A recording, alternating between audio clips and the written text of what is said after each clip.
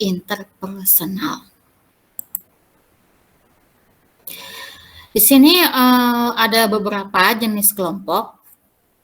Ada 7 kelompok. Di sini ada pertama ada kelompok itu sendiri, kemudian ada kelompok formal, kelompok informal, kelompok komando, kelompok tugas, kelompok kepentingan, dan juga kelompok persahabatan. Nah, di sini ada pengertiannya. Kelompok di sini adalah 2 individu atau lebih yang berinteraksi dan saling bergantung, yang saling bergabung untuk mencapai tujuan tertentu. Dan juga pasti ada mempunyai visi misi yang sama, seperti itu. Kemudian ada kelompok formal, yaitu kelompok formal adalah kelompok kerja yang bentukannya didefinisikan oleh struktur organisasi dengan penugasan kerja yang pastinya sudah ditentukan. Kemudian perilaku-perilaku yang harus ditunjukkan di dalam kelompok ini ditentukan dan diarahkan ke sasaran organisasi. Ini biasanya contohnya ada kelompok di perusahaan-perusahaan ya.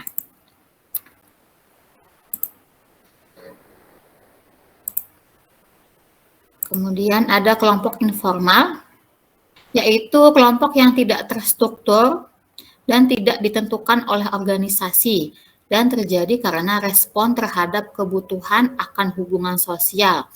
Kelebihannya adalah kelompok ini bisa memenuhi kebutuhan sosial anggotanya yang dapat mempengaruhi perilaku dan kinerja anggotanya itu. Ini seperti pada kelompok yang tidak disengaja sebelumnya ya.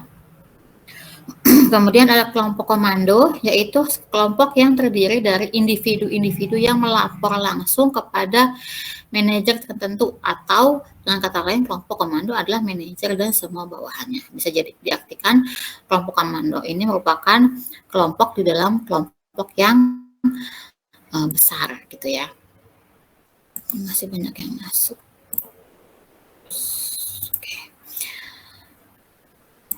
Kemudian kelompok tugas.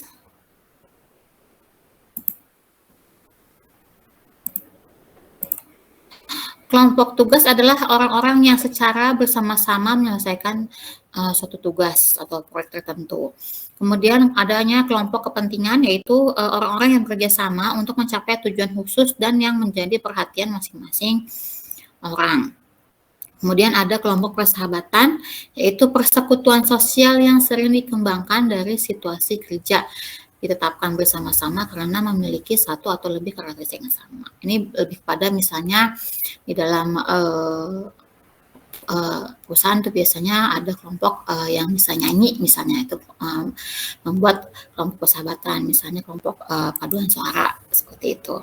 Atau misalnya ada yang kalangan dari Tionghoa misalnya, atau agama tertentu atau etnis tertentu membuat suatu kelompok, itu bisa jadi. Kemudian di sini ada teori-teori pembentukan kelompok. Di sini ada teori kedekatan. Teori kedekatan menjelaskan tentang adanya aliansi di antara orang-orang tertentu. Seseorang berhubungan dengan orang lain disebabkan karena adanya kedekatan ruang dan daerahnya. Jadi lebih pada dekat karena sudah terbiasa, sehari-hari sudah sering bertemu dan berinteraksi. Kemudian ada teori interaksi, yaitu berdasarkan pada aktivitas interaksi dan sentimen atau perasaan atau emosi yang berhubungan secara langsung.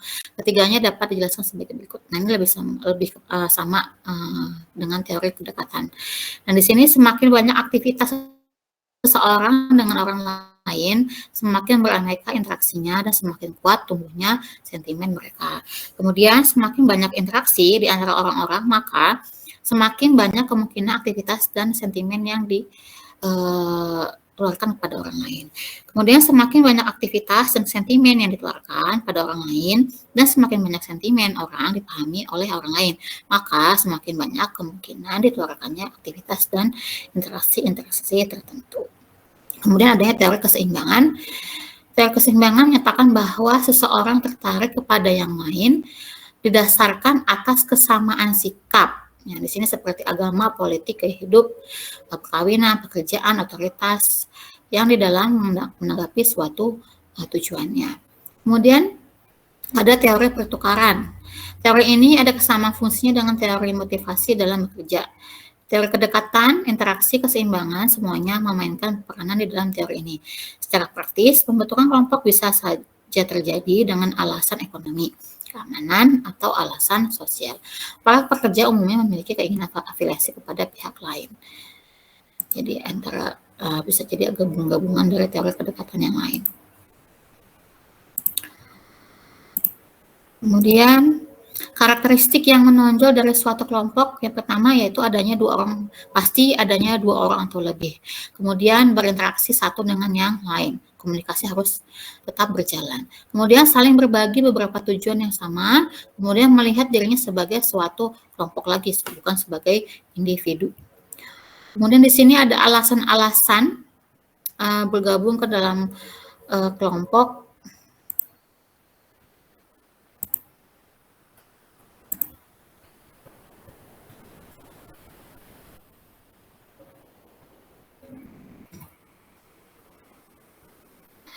Yang pertama ada faktor keamanan. Di sini individu yang berada di dalam kelompok bisa mengurangi rasa tidak aman karena sendirian. Bisa merasa lebih kuat, lebih percaya diri, dan lebih tahan terhadap ancaman. Kemudian karena adanya faktor status, ini yang bergabung ke dalam kelompok yang dipandang penting, memberikan pengakuan dan status bagi para anggotanya. Kemudian adanya faktor harga diri, memiliki harga diri karena menjadi bagian kelompok dan kejelasan status mereka bagi kelompok yang lain. Kemudian adanya faktor afiliasi, kelompok bisa memenuhi kebutuhan sosial anggotanya.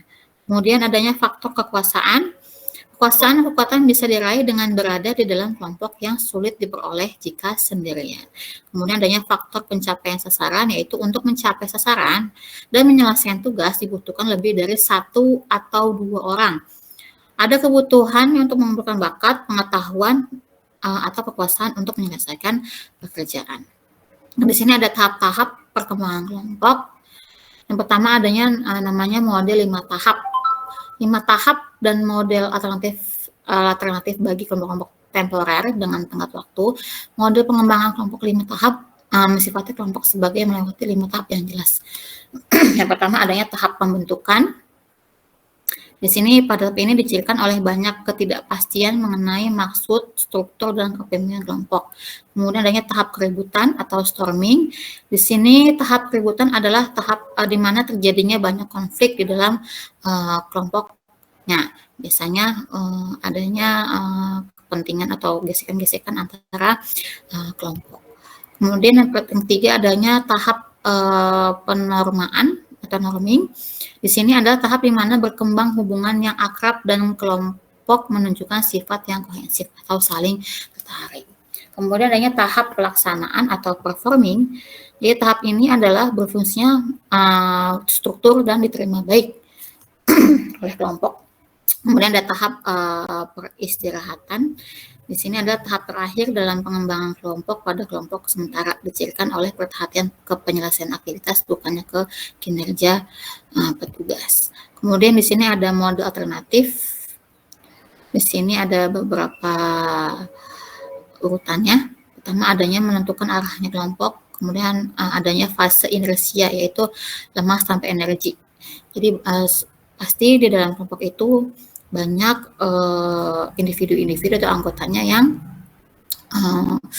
istilahnya tuh tidak mempunyai semangat lagi gitu. Kemudian ada fase transisi, yaitu peralihan. Kemudian transisi mengawali perubahan yang besar. Fase inersia kedua mengikuti masa transisi. Kemudian pertemuan terakhir kelompok dicirikan oleh kegiatan yang sangat terpacu. Nah, di sini ada pengertian perilaku kelompok.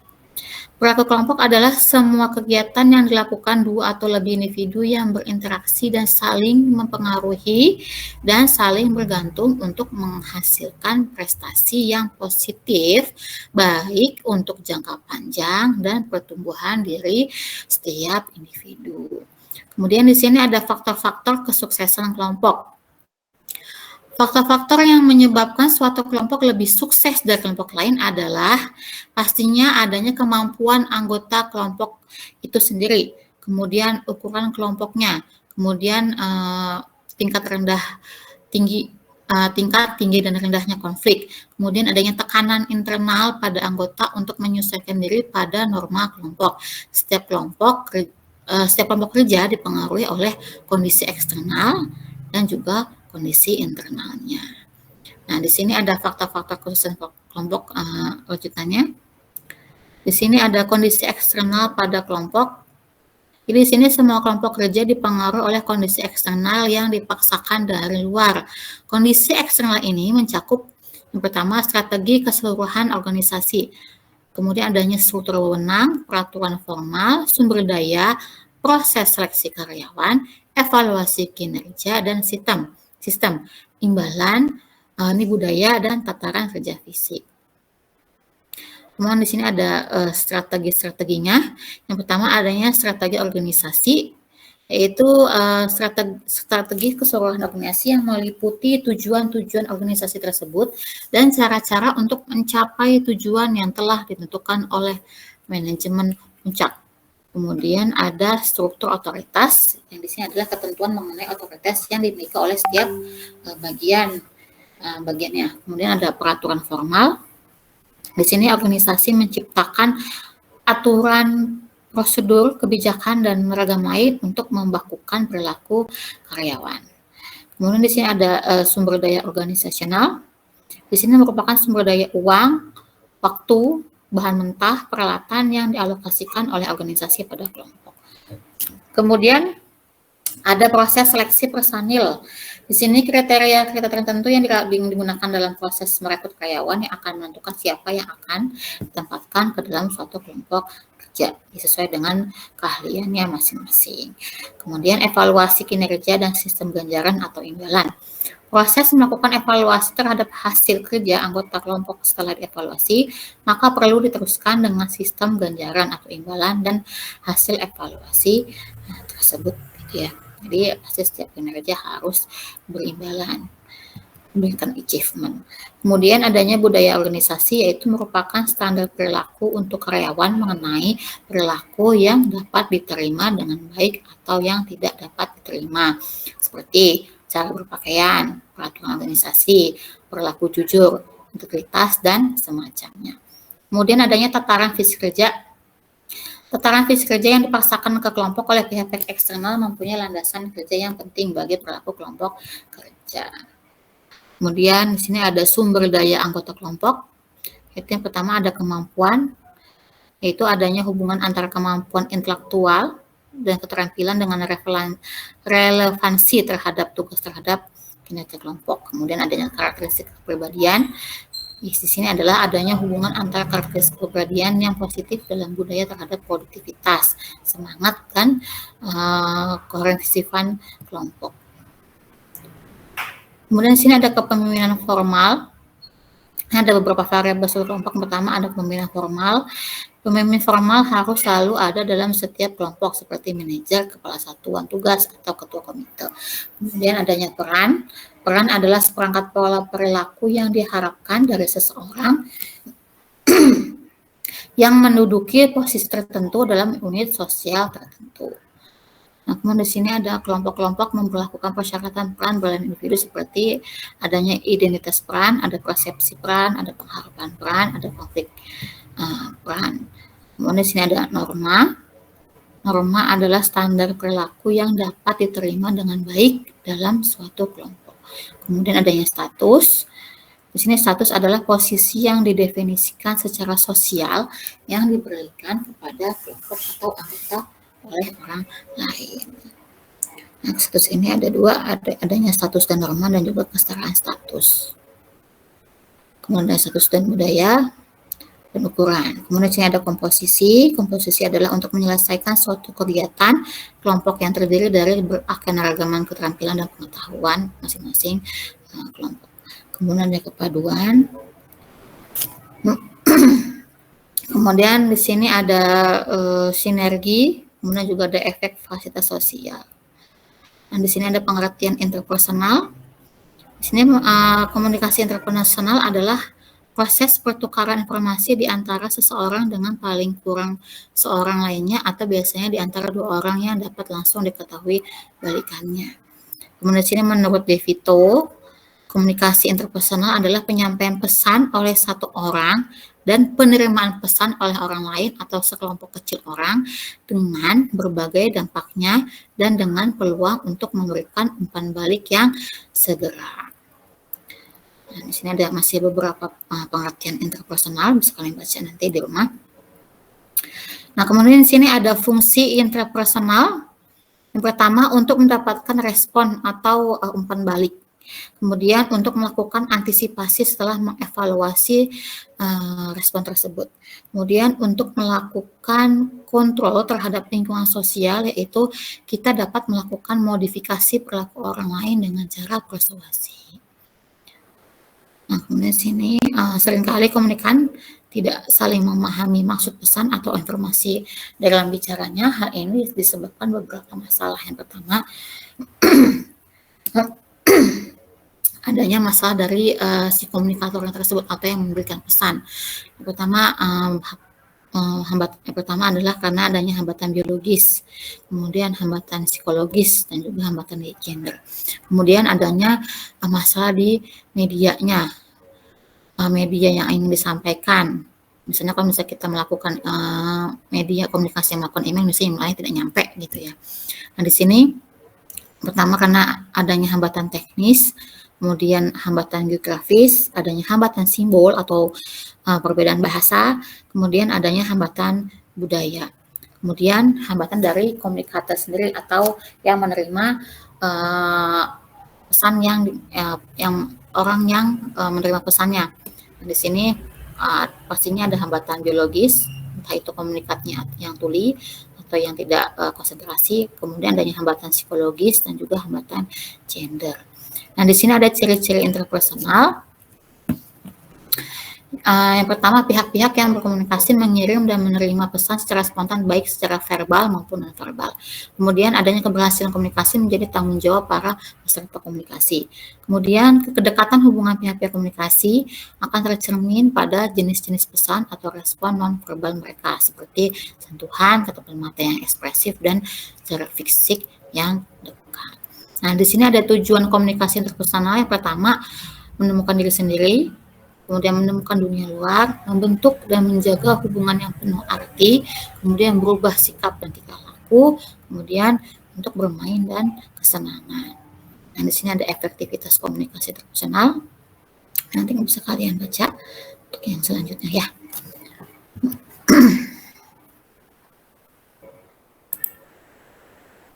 Oke. Sampai sini ada pertanyaan untuk materi perilaku keorganisasian. Kalau nggak ada, nanti saya akan lanjut ke riset operasional.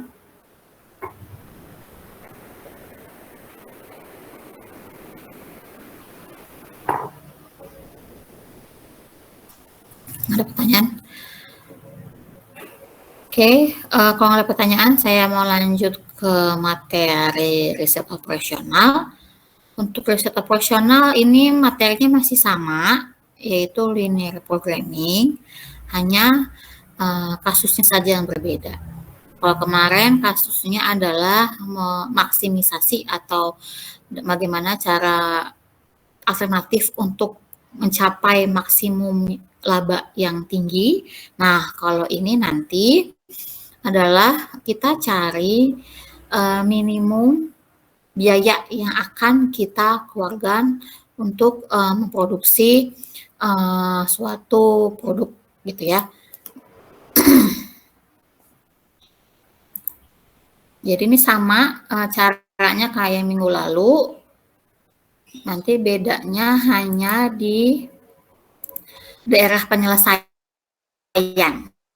Dan di sini sama-sama kita lihat.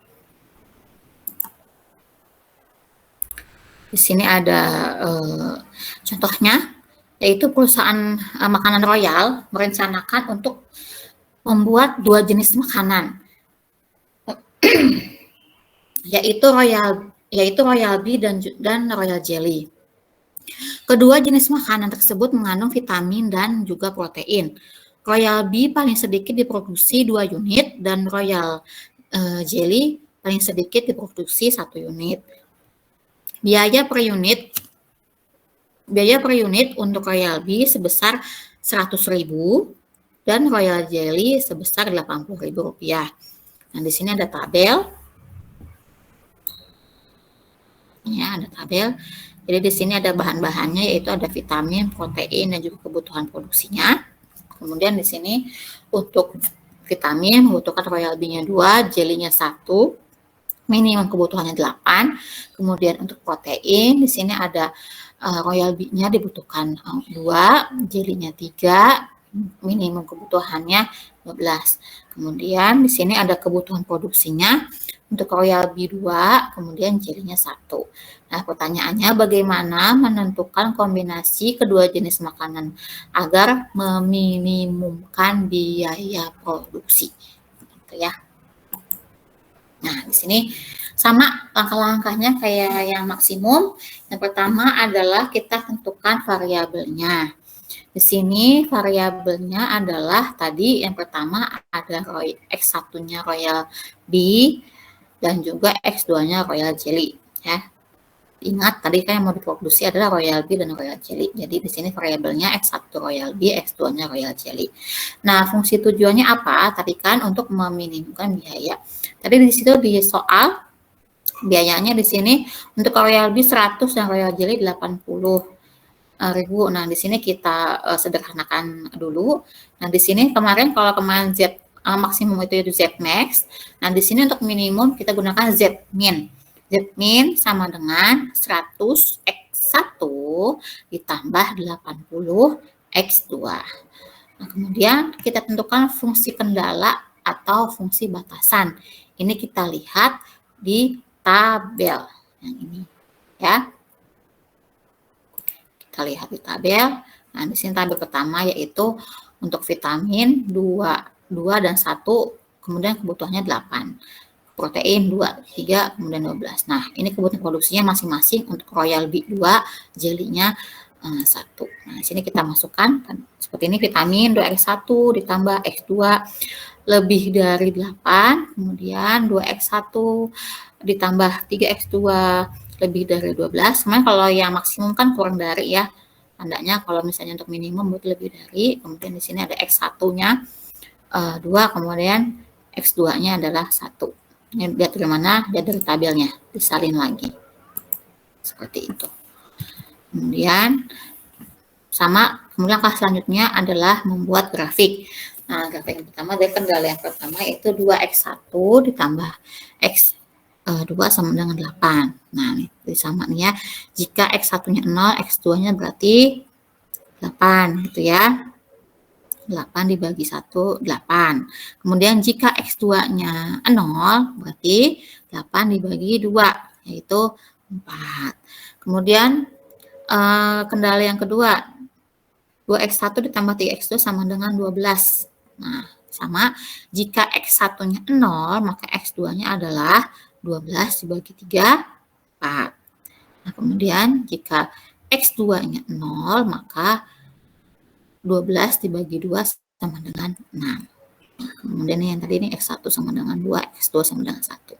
Sampai sini masih ada yang bingung untuk membuat grafiknya?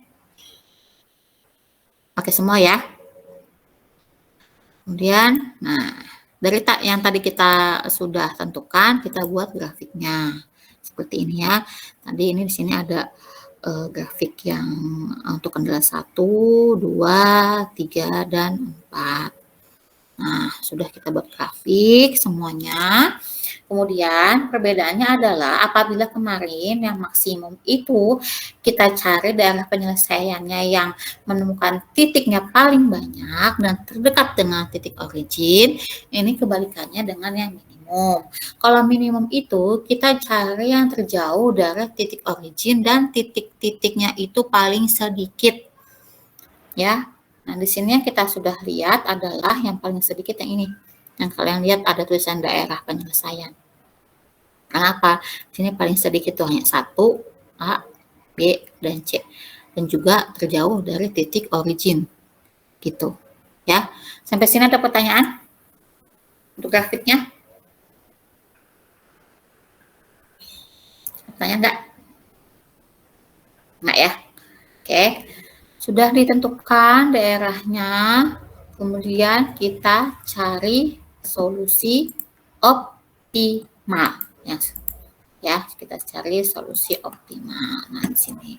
Nah, tadi titik A ini berada pada persilangan kendala 2 dan 4. Itu. Ya, A ya. Bisa lihat garis, dia berada pada garis kendala 2 dan 4. Kemudian kita cari persamaannya. Tadi kan persamaan untuk kendala 2x1 ditambah 3x2 sama dengan 12, dan juga untuk yang kendala 4 itu kan x2 sama dengan 1. Nah, di sini x2-nya karena sudah ketemu yaitu 1, berarti kita tinggal cari yang x1-nya berapa.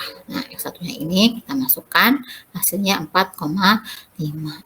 Kemudian kita masukkan lagi tadi ke yang fungsi tujuannya, z min sama dengan 100x1 ditambah 80x2. Nah, di sini hasilnya adalah 530 untuk yang titik A.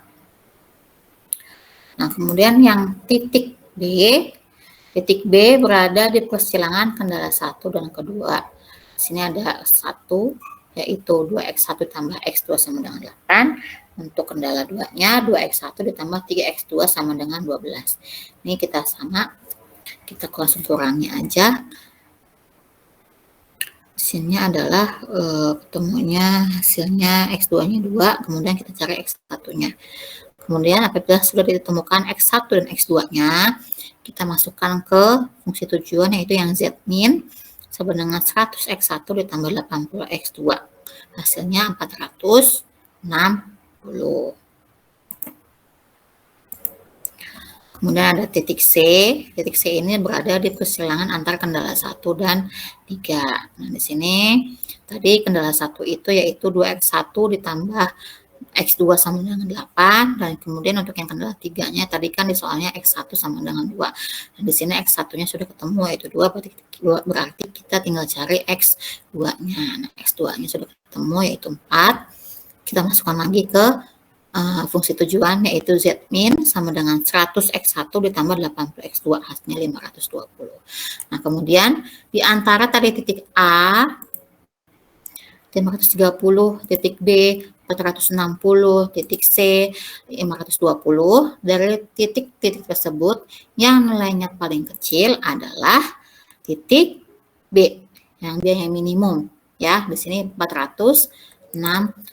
Sehingga kesimpulannya adalah untuk meminimumkan biaya produksi, maka X1-nya 3 dan X2-nya sama dengan 2, dengan biaya produksinya sebesar Rp460.000. Seperti itu. Jadi caranya sama kayak kemarin. Maksimum, bedanya hanya penentuan daerah penyelesaiannya gitu ya. Sampai sini ada yang bingung untuk yang riset operasional? Kalau misalnya bingung, terus bingung nanya di sini, boleh nanti minggu depan sebelum kita masuk ke materi, tanya lagi untuk linear programmingnya untuk yang minimum. Nanti untuk materi akan saya share juga ya, yang tadi saya sudah jelaskan gitu. Jadi caranya sebenarnya sama, yang menentukan hanya daerah penyelesaiannya. Kalau yang maksimum, itu cari titiknya yang paling banyak dan juga terdekat dengan titik origin. Kemudian kalau misalnya untuk yang minimum, cari yang pertemuan titiknya paling sedikit dan daerah penyelesaiannya terjauh dari titik origin. Gitu aja kuncinya, gitu ya. Kenapa? Karena kalau misalnya maksimum itu kita cari kesempatan untuk memaksimumkan laba yang sebanyak-banyaknya. Nah, kalau misalnya yang untuk minimum, kita cari yang paling sedikit atau biaya untuk mengeluarkan biaya yang paling sedikit. Seperti itu ya. Sampai sini ada pertanyaan? Atau mau ditanya nanti minggu depan aja? Minggu depan itu masih sama pembahasannya linear programming, hanya saja metodenya metode simplex. Itu apabila nanti variabelnya itu lebih dari 2, dan itu lebih kompleks lagi nanti perhitungannya ya. Dan jangan lupa lagi nanti untuk yang perilaku keorganisasian juga minggu depan dipersiapkan untuk kelompok 2 ya. Jangan sampai kayak kemarin jadi masih bingung gitu. Oke. Kalau nggak ada pertanyaan saya mau sambil absen. Afif Samudra.